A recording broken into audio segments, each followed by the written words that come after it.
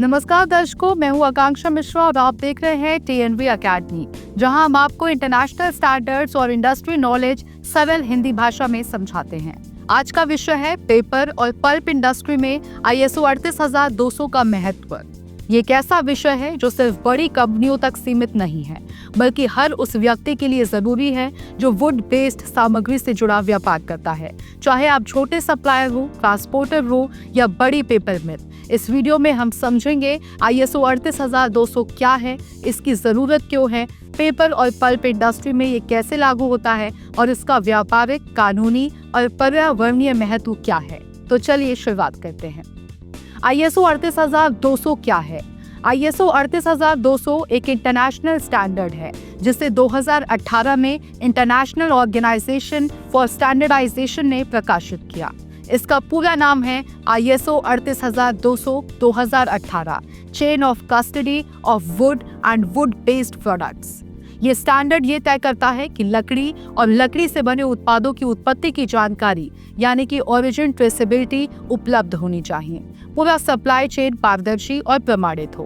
कंपनियां ये साबित कर सकें कि उनका कच्चा माल कानूनी, प्रमाणित और टिकाऊ स्रोत से आया है। उदाहरण के लिए, यदि कोई कंपनी कागज बना रही है तो उसे ये बताना होगा कि वो लकड़ी कहाँ से आई, किसने सप्लाई की, वो प्रमाणित थी या नहीं, और ये जानकारी हर स्तर पर रिकॉर्ड होनी चाहिए। पेपर और पल्प इंडस्ट्री की सप्लाई चेन। अब हम समझते हैं कि पेपर और पल्प इंडस्ट्री में सप्लाई चेन कैसे काम करती है। सबसे पहले जंगल से लकड़ी काटी जाती है, इसे ट्रांसपोर्ट करके पल्पिंग यूनिट्स में ले जाया जाता है। वहां लकड़ी को पल्प में बदला जाता है यानी लुगदी, जिससे पेपर बनाया जाता है। फिर वो पेपर आगे भेजा जाता है printing press, packaging units, school, college, office आदि। इस पूरी प्रक्रिया में अनेक स्तर होते हैं: forest owner, logging contractor, transporter, processor, paper mill, distributor और रिटेलर। अगर इस चेन में कहीं पर भी गैर कानूनी लकड़ी, नकली सर्टिफिकेट या फर्जी रिकॉर्ड्स आ जाए तो कंपनी की साख और कानूनी स्थिति दोनों खतरे में पड़ सकती है। यहीं पर ISO 38200 का महत्व आता है। ये स्टैंडर्ड हर स्तर पर प्रामाणिकता और पारदर्शिता सुनिश्चित करता है। ISO 38200 के प्रमुख घटक। ISO 38200 के अंदर कई अहम बातें हैं जिनका पालन करना जरूरी होता है। चेन ऑफ कस्टडी यानी कि COC। हर संगठन को ये रिकॉर्ड रखना होता है कि सामग्री कहाँ से आई और कहाँ गई। इससे पूरा ट्रैक रिकॉर्ड बनता है। Claim types. आप अपने माल के बारे में क्या क्लेम कर सकते हैं? FSC certified, PEFC certified, recycled, controlled would. Her claim का रिकॉर्ड और प्रमाण होना चाहिए। ड्यू डिलिजेंस सिस्टम यानी कि DDS। यदि आपका माल प्रमाणित नहीं है तो आपको खुद रिस्क असेस करना होगा कि उसका स्रोत सही है या नहीं। उदाहरण के लिए, क्या वो इलाका लीगल लॉगिंग के अंतर्गत आता है? क्या सप्लायर का कोई पिछला रिकॉर्ड संदिग्ध है? Material separation. सभी प्रकार के मटेरियल को अलग अलग रखना अनिवार्य है ताकि कोई भी मिलावट ना हो। लेबलिंग और मार्किंग। हर बंडल, रोल या यूनिट पर साफ साफ लिखा होना चाहिए कि ये किस श्रेणी का माल है। Documentation and information transfer.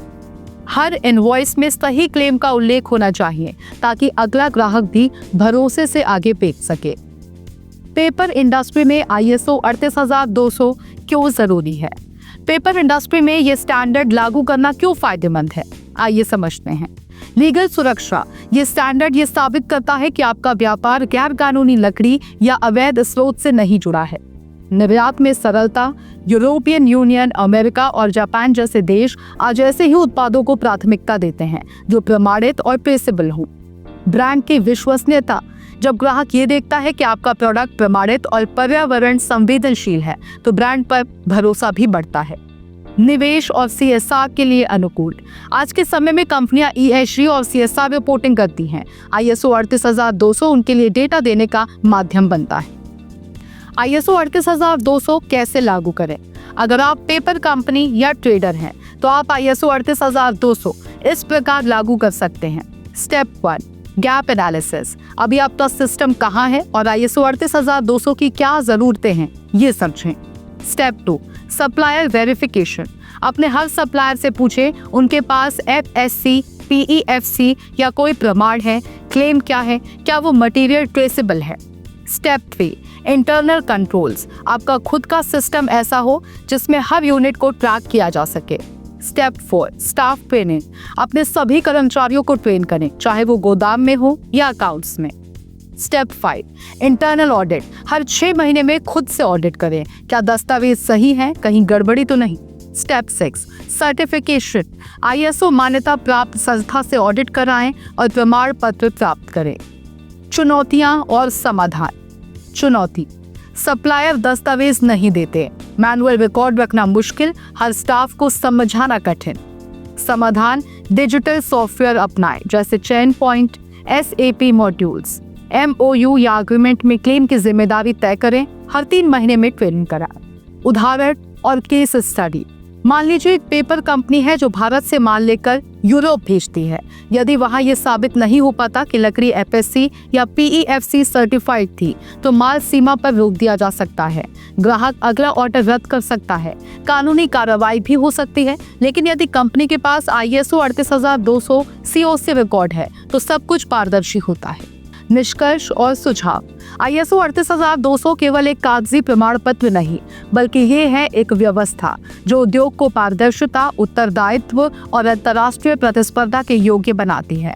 Paper और पल्प इंडस्ट्री को चाहिए कि वो इसे स्वेच्छा से अपनाए, क्योंकि यही भविष्य है जहां ग्राहक सिर्फ उत्पाद नहीं, उसके पीछे की नैतिकता भी देखते हैं।